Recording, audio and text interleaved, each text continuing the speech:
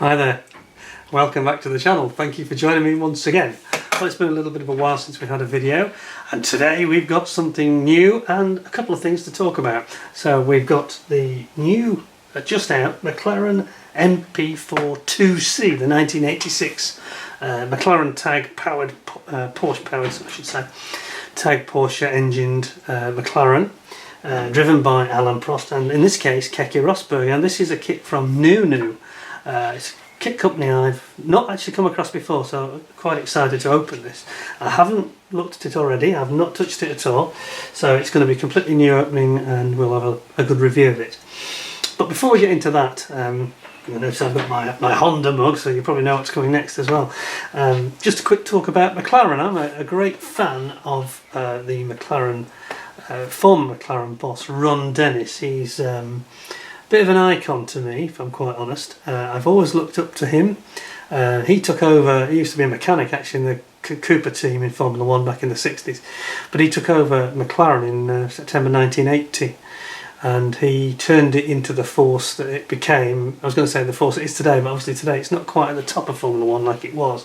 But when he was running it, he really, brought in Porsche, he brought in Niki Lauda, Alain Prost, he brought in Ayrton Senna, and that was, of course, was legendary in itself, and the success that they had in those days when they had the Honda engines was legendary. And I've actually got a couple of models here to share with you, so I'll put my Honda mug to one side for a second. We'll get into the kit review in a minute, but I just want to show you I have got a bit of pedigree in this area. So what have we got here? We have got the man himself, Ron Dennis here. This is the Tamiya 12th scale McLaren team principal. It's not actually officially called Ron Dennis. We'll move that kit obviously because it's not working the focus. There we go, Ron Dennis with his headset on, and he is in his Marlboro McLaren team colours, around about the 1990-ish time that's sort of modelled, and got the appropriate sponsors like Tag Heuer and Boss on his team shirt. But yeah. So, just going back to Ron Dennis, he is an interesting character in Formula 1, and I say I'm a massive fan of his, bit of an icon to me. He's not necessarily like a Colin Chapman, a great innovator or a genius of design, but his genius was more of a business genius, and he was very, very clever at marshalling together a working, functioning team. He understood, whilst I say he wasn't a genius in the design sense, but he was a genius of organisation and administration, and he really turned McLaren into a bit of a mess, really, which it was around 1980. They'd had no real success since James Hunt had left them in 78. And he sort of restructured the team completely with his friend Ron Trundle. They took over the ownership of the team. They brought in John Barnard, a brilliant designer, who designed the 1981 car with a carbon fibre monocoque chassis, first time ever. Of course, if you've seen my other video about the Lotus 88, you know there's a bit of a debate about this, because actually the first carbon chassis to appear in Formula 1 was a couple of months earlier with the Lotus team, but it wasn't allowed to take part, so it didn't qualify, unfortunately. But anyway, we won't argue about who was first, but it was very innovative. And of course John Watson had a massive accident in the McLaren MP4-1, or MP4 as it was called at the time. At Monza, he lost control at the second Lesmo bend and went backwards into the wall at about 160, 170 miles an hour. The car split in two, and he emerged without scratch, quite literally. The back of his car engine and gearbox on fire, and him and the chassis, the carbon fibre crash structure, pretty much almost untouched, certainly the part he was in. And he walked away quite nonchalantly, and it was a big crash. And I remember watching it live on TV, and I thought he was dead. And this is the start of this modern era of much more safe Grand Prix racing. Anyway, so Ron Dennis was the guy that brought all this together. He also later, of course, brought in John Barnard left, ultimately went off to Ferrari. So he then brought in Gordon Murray, and he had people like Neil Oatley working with him, Steve Nichols, and all these other designers that were very, very clever. And of course later on still he had Adrian Newey, brought Adrian Newey into the team. So he was a very interesting guy, Ron Dennis. The reason I admire him, quite apart from all the Formula 1 stuff, I've always quite liked his way of speaking. He's much more measured than I am. And he has a particular, he uses these kind of, I was going to say buzzwords, that's not quite fair, but he uses this sort of technical speak, or Ron speak, as some of the journalists dubbed him. And the journalists used to make quite a lot of fun of Ron Dennis. Personally, I just think that he was a lot more intelligent than they were, you know. And he was a very logical man, he was very fair. I mean, when they had the big battle going on with Alain Prost and Senna, he was absolutely obsessed with ensuring that both his drivers had totally equal equipment, because he was very, very big on values and ethics, and he didn't want to have any accusation that they were favouring one driver over the other. And I don't believe they did. I don't believe they did at all. Obviously, there was a controversy at the, without going into all the history, but in 1989 Japanese Grand Prix when Prost and Senna collided, after which they protested the fact that Senna was disqualified. But they'd have done it if it'd been the other way around, and if it'd been Prost disqualified and Senna out, they would have protested the fact that Prost was eliminated from the results. Anyway, he had a big row with the FIA, of course, and our old friend Jean-Marie Balestre, the very autocratic, dictatorial boss of the FIA, or FISA as it was then, and he was really at war with them for some years after that. But anyway, McLaren went through a great spell, of course, then 1989, 88, 89, 1990, 91. They won the title every year, either with Prost or Senna. Mainly Senna at that time. But prior to that, we had, we've actually got the model here. Before we get into the kit, we've got the completed Tamiya kit, which I think you'll enjoy seeing. This is the, I haven't got the top bodywork, I've left that back in the cabinet, I think, but this is the rest of it. If I can just move this into shot and let you have a butcher's at this. This is a beautiful model, quite like this one. So it's the 1991 McLaren MP4 6, and this is the V12, the big V12 engine. They previously had a V10, which they really, really loved, and they did have some issues with this engine. I think it was a little bit heavy, but it was punched a lot of power out, and it really did deliver, you know, in terms of its sort of its torque, but it just wasn't quite as I don't think it was quite as torquey as the V10 in the Renault that the Williams Renault were using. So it was strange that they went from a V10 to a V12. A lot of people question this, but it was a very impressive engine, it has to be said, and it was a very impressive car. And as you can see, this is Senna's car number 1, and it's a lovely kit, by the way.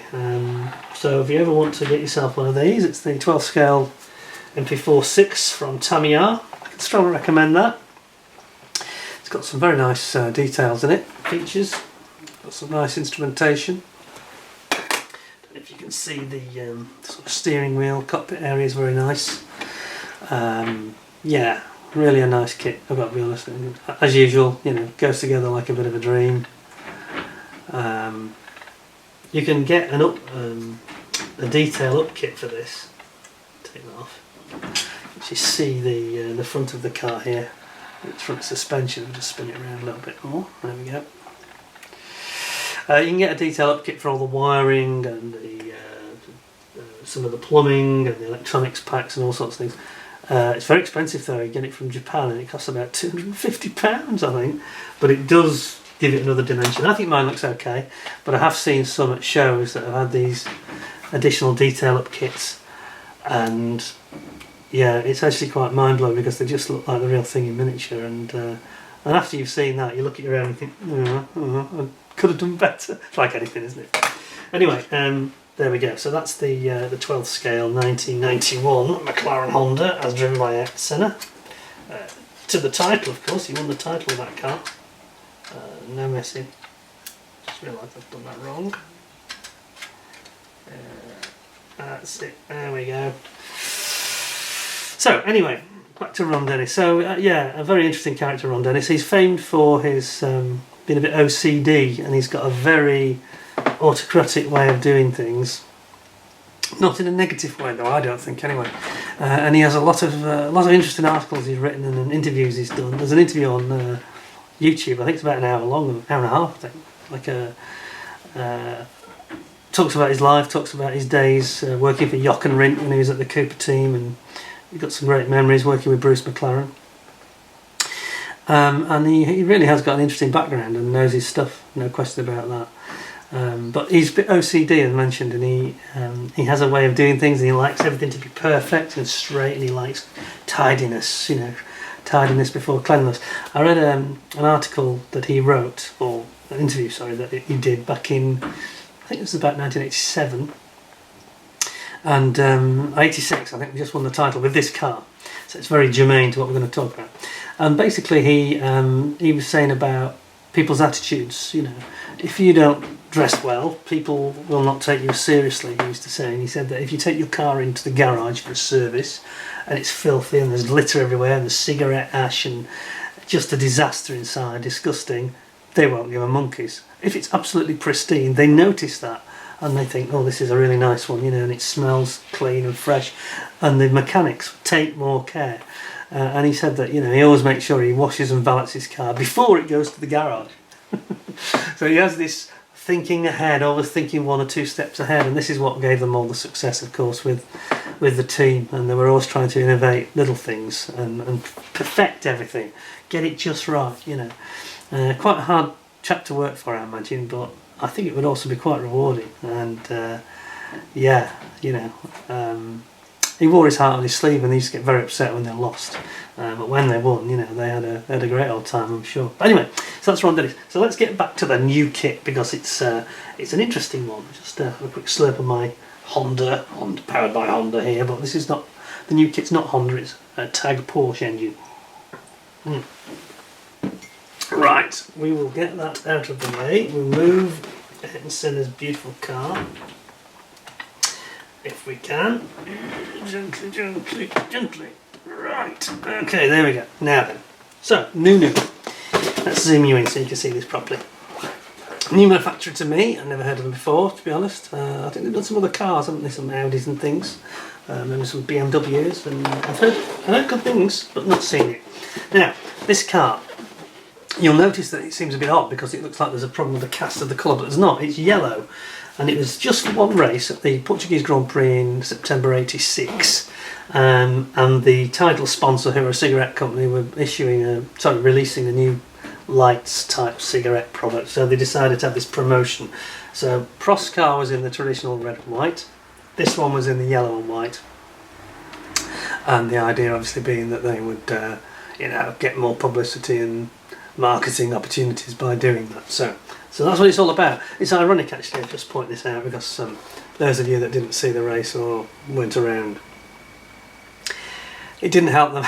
It didn't help them to have any success, because the car, Keke Rosberg, this was Nico Rosberg's dad. He was a great driver, and he qualified 7th on the grid, but he actually didn't have much luck in the race. The actual engine failed, and about halfway through the race it just broke down and smoking heavily in the, I don't think he actually got back to the pits. I think it conked out somewhere around the circuit, so that was the end of that. But we won't hold that against it, because I think in this one you've got a 2-in-1 option, so you can have it in the red and white traditional, you can have it as Prost, I think, so they give you lots of options, which has got to be good. So let's have a look. So Nunu, what do we know about Nunu? First of all, it is their product code PN2000, sorry, 2001, it's not 2001, it's 20001, 20001.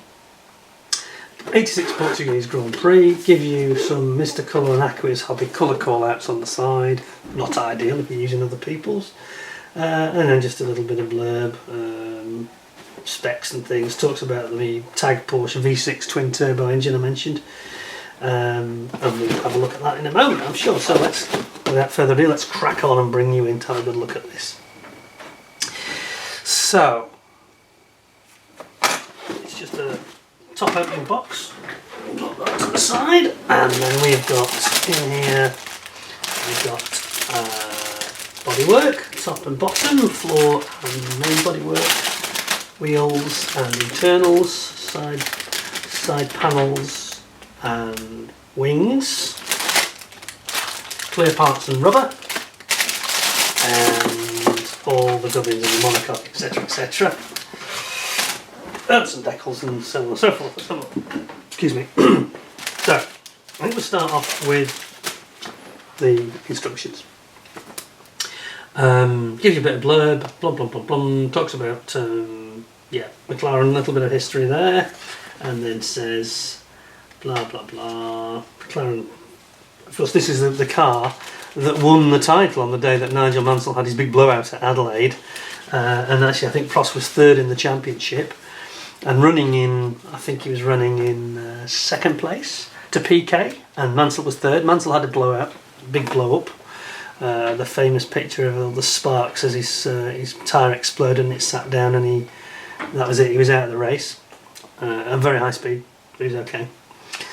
Because of what happened to Mansell's tyre, Williams brought PK in for a pit stop, and that handed the lead to Prost, and this car won the race and the title there and then. And he was not favourite to do that. He was probably third favourite, and he came straight from behind because they had he'd taken it easy and he'd run a distant second and saved his tyres, and that made all the difference. And Rosberg himself in this car did have a puncture as well, so obviously Prost's driving style was quite gentle on the tyres. Anyway, get back into the kit. So it says here it's a 1/20th scale, obviously, and let's have a look at what Nunu are all about. Oh, okay, I'll just go to the back. It's got showing the sprue trees on the back and the decals as well. So starts off with building up your engine and gearbox, which seems fairly straightforward. Gives you painting details, 1 or 2 holes you might need to drill, I think, here. Then this is the TAG V6 Porsche engine. So we're going to be bringing that together. It's got some drive belts here, which look quite cool. And then you're building up your suspension members, bolting them onto and the drive shafts, suspension springs, bolting them onto the gearbox. Then you've got your induction plenum chambers here for your engine. Looks like we're then into the oil tank, I think that is. Doesn't really tell us. And then you've got painting of these bodywork parts. And it's very tricky, this. You may have noticed it on the other McLaren, that you've got these little sections where you'll need to paint them different colours outside and inside. And then we've got the actual floor of the car. And the under tray, aerodynamic under tray at the back, diffuser. And then we're building up the front of the actual chassis, we're putting in new suspension members. Brakes are going in there. Don't think it's photo etched, unfortunately, which would have been good, but anyway. Brakes and brake cooling ducts here. Then you've got your seat, which is it's got a decal for the belts. Might want to change that, don't know.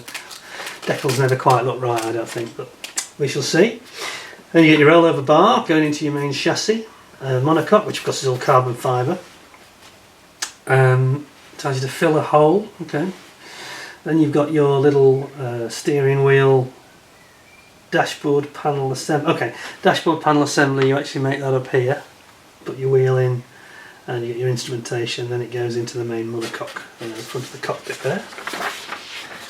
Then you're building up your turbocharger assembly for either side of the engine. Then you're dropping your engine and your gearbox in, complete with the top parts of the suspension members and your rear brakes. Oil cooler, looks like, I'm not sure what that is, some sort of a reserve tank, probably oil reserve tank. And then you've got your radiators going in here. And of course they are canted over at about sort of 60 degrees. They get dropped into the side pod. Then you're building up your wheels and your tyres. And then you put them in with screws. That's nice. I always like it when they're screwed in rather than just sort of clipped. So they go in, and the way that they're portraying these tyres, they look like they've got quite a good detail on the actual rubber. Well, we'll see in a minute. And then you're building up your rear wing, which is quite a meaty rear wing on this car actually. Building up your front wing and cowl assembly. With your end plates and your decals going on, headrest for the driver and his Perspex windscreen, and you've got 2 different types. I think they have a higher one and a low one. Prost is probably a little bit lower because he's a smaller chap than Rosberg was. Then there's a couple of bits of cowl on the back of the radiator exits, and then you bring your top bodywork down, put your side panels of the side pods on. That's kind of it, completed. And then it shows you what it should look like. There we go. Rosberg, number 2.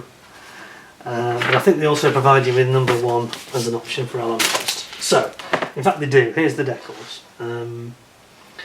Now then, can we get into these? Yes we can. Let's have a look. Oh, some very small deckly parts here. See what they are. Be careful with those, not to lose them. I think it's the mirrors actually. So, ooh, here we go, look at this. Ooh, that's nice and loud, isn't it? That's the traditional, the red and white style. So obviously it's a decal. Be a bit wary with these. I don't know the manufacturer's own decals at all, but it just says Nunu on it, I think. I don't know what they're like. I hope they're better than Fujimi because they're fairly nasty, but almost gives you a headache, doesn't it? It's very bright. So that's the standard one if you want to go for Alain Prost. And then you have this optional one, which is in yellow, for Keke Rosberg. Again, very loud yellow, isn't it? Yeah, very striking. It looked good, no doubt about it. Yeah, looks good. So you've got two options there, which is nice. Then you've got all the other common decals, and you've got your Sagafredo Zanetti. I think that's a coffee manufacturer, isn't it? I think they do coffee and coffee sweeteners and all that stuff. Shell, obviously, Boss, etc., etc. Here's the belts. They do look quite good, actually, don't they? Those look quite nice. I'm surprised how good they look. That's quite impressive. Tag Porsche for going on the engine. You've got your Tag Heuer sticker here that goes on the windscreen at the front, and you've got your tyre stickers.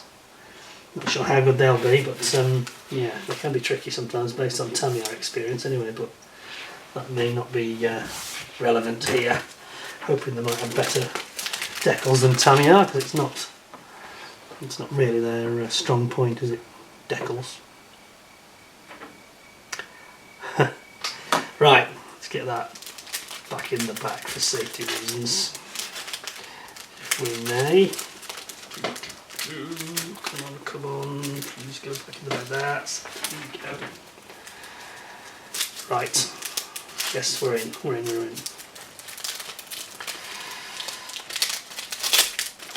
It's a tricky old bag, is that?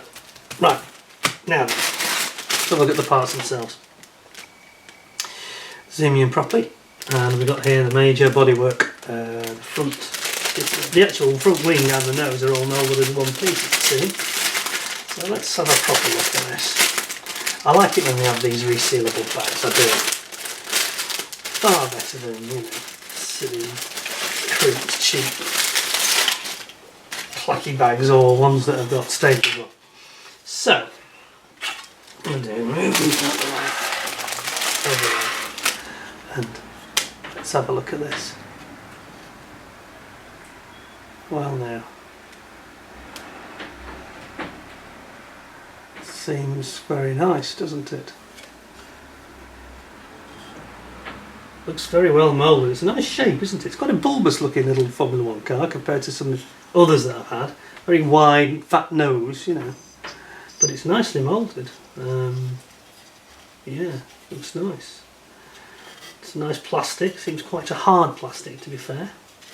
Yeah, I like that. Intake there that's for the driver's intake, for a little bit of fresh air into the cockpit. Looks very good. Then we've got the underside. This is I've got to say, this looks really good. I don't know if it's picking up on the camera, but it's like a carbon fibre type finish. It's got this sort of weave to it, and it's different here. See how it's different at the nose section?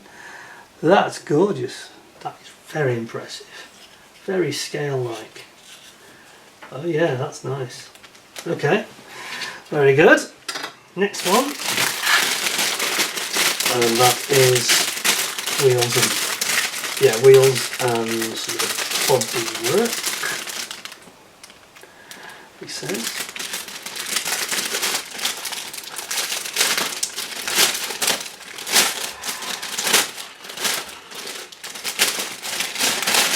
Right. Okay, the wheels, yeah, these look lovely. Very, very good.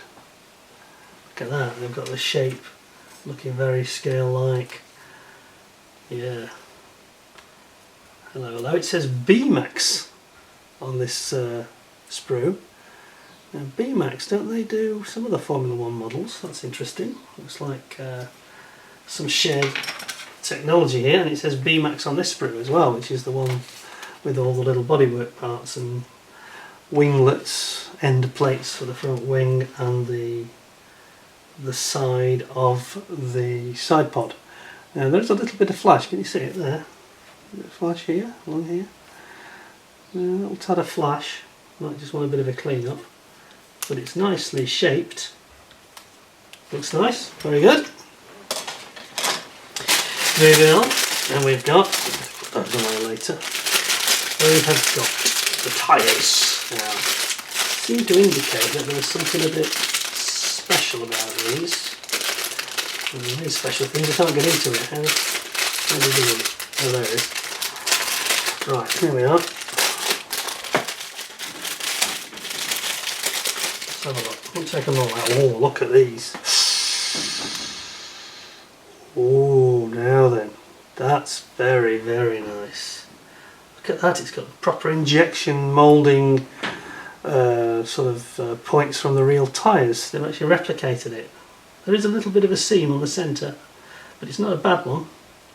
And on the sides you've got, again, they've replicated the way the real tyre looks, the way it's injection moulded.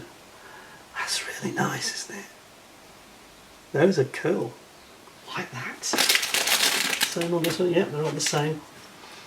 Very, very nice. There's a bit of thought has gone into that.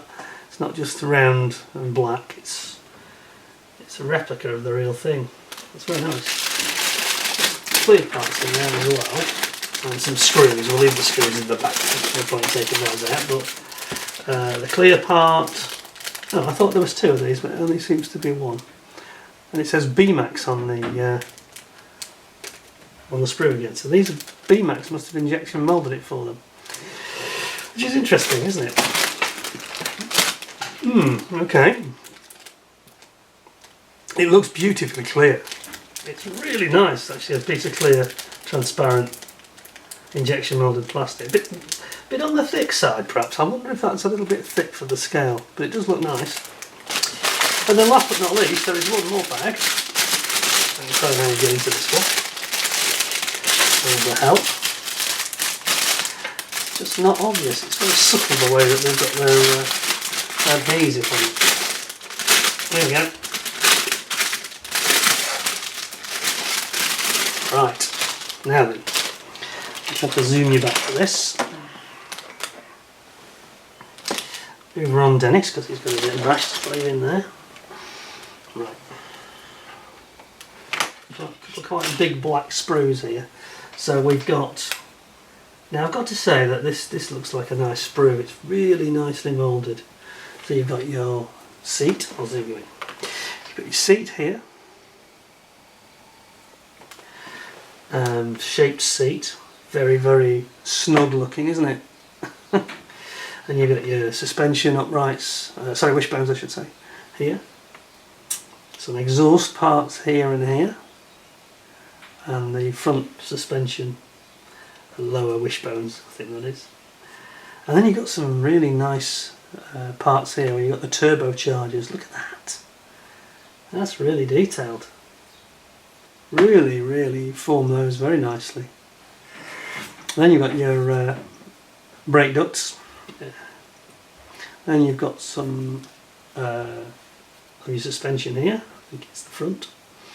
Instrument panel there.